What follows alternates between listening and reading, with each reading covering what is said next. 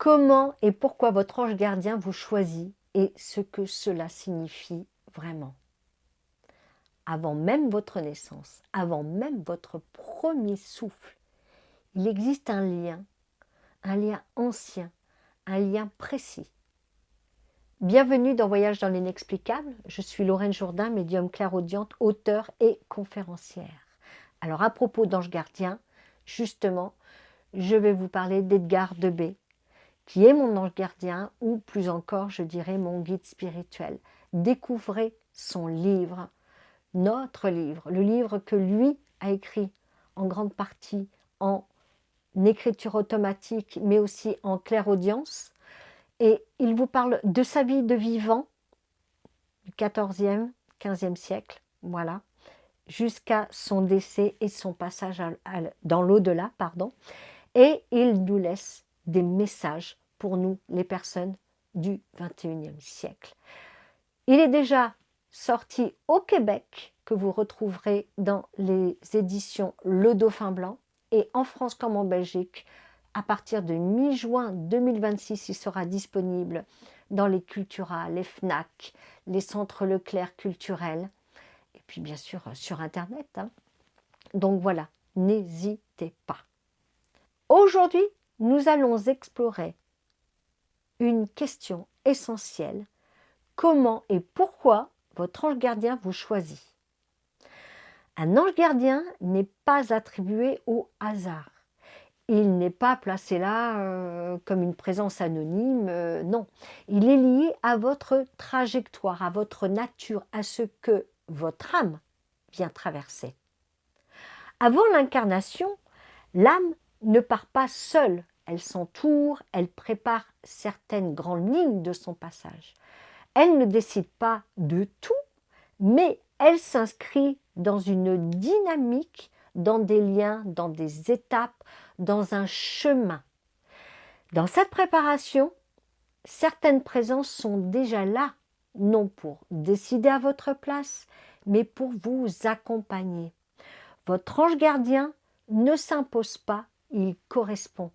Il correspond à la nature de ce que vous venez vivre, à vos fragilités, à vos forces, à vos grands défis, à ce que vous devez traverser.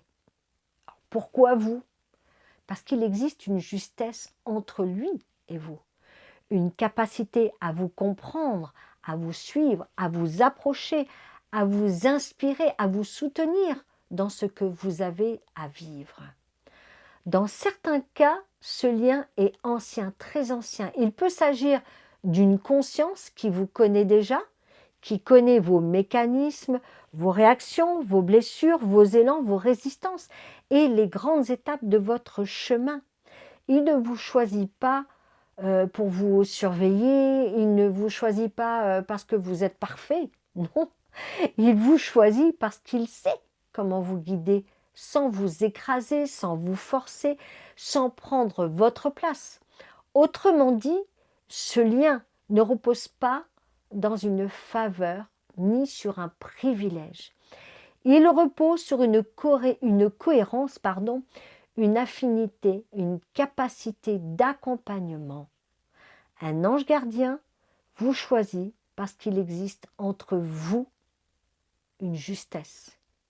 Son rôle n'est donc pas de vous empêcher, mais d'aider à orienter, à soutenir, à rappeler un cap quand vous l'oubliez, à maintenir un lien quand vous traversez le doute, la peur, la rupture ou l'effondrement. Beaucoup de personnes se posent alors une question difficile. Si une présence veille sur nous, alors pourquoi certaines personnes meurent-elles dans l'horreur, dans la violence, dans des souffrances atroces? Il faut être clair, un ange gardien n'est pas là pour bloquer chaque acte humain. Sinon, il n'y aurait ni cruauté, ni meurtre, ni guerre, évidemment. Son rôle est ailleurs, accompagner, soutenir, rester présent quand tout bascule. Cela ne veut pas dire que la violence est normale, je précise. Cela ne veut pas dire qu'elle est juste, qu'elle doit être acceptée. Non. Cela signifie seulement qu'une présence qui accompagne n'est pas la même chose qu'une présence qui empêche tout. Dans certaines épreuves extrêmes, la conscience se modifie, comme si une part de l'être se détachait déjà de la douleur, comme si tout ne vivait plus de manière linéaire, totale, continue. Cela ne supprime pas le drame, cela ne fasse rien, cela ne justifie rien. Mais cela signifie qu'au cœur même de l'épreuve, l'être n'est pas seul. La présence n'empêche pas toujours l'événement, mais elle soutient intérieurement, elle aide au passage, elle accompagne le départ, elle reste là quand le corps ne peut plus, quand tout se défait, quand tout se sépare. Alors non, un ange gardien n'est pas un bouclier absolu contre la violence du monde. Il n'est pas là pour rendre impossible toute souffrance, toute perte, tout drame. Il est là pour accompagner votre chemin, pour vous orienter, pour vous inspirer, pour vous soutenir dans les passages majeurs, dans les choix importants, dans les moments de rupture et parfois même dans la traversée la plus difficile. Ce lien est discret, mais profond, silencieux, mais constant. Vous ne le ressentez pas toujours, mais cela ne signifie pas qu'il disparaît. Vous pouvez douter, vous éloigner, ne plus rien sentir, et pourtant la présence demeure. Parce qu'au fond, elle ne vous choisit pas pour vous éviter d'être humain. Elle vous choisit pour vous aider à traverser ce que la vie vous demande de comprendre, de porter, de dépasser, de devenir. Et c'est peut-être cela la véritable question. Non pas seulement pourquoi un ange gardien vous choisit, mais pourquoi une telle présence reste liée à vous à travers vos épreuves, vos chutes, vos blessures, vos passages. Ce lien ne commence pas au moment où vous naissez. Il vous connaît bien avant parce que entre lui et vous, il existe depuis longtemps une justesse, une reconnaissance, un engagement.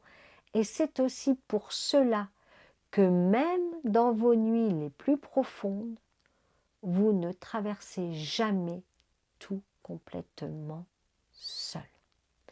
Si cette vidéo vous a parlé, cliquez sur le pouce, abonnez-vous, boostez cette vidéo, elle peut aider et actionner la cloche. Et laissez un commentaire. Laissez un commentaire s'il vous plaît. Et je vous dis à très bientôt pour un nouveau voyage dans l'inexplicable.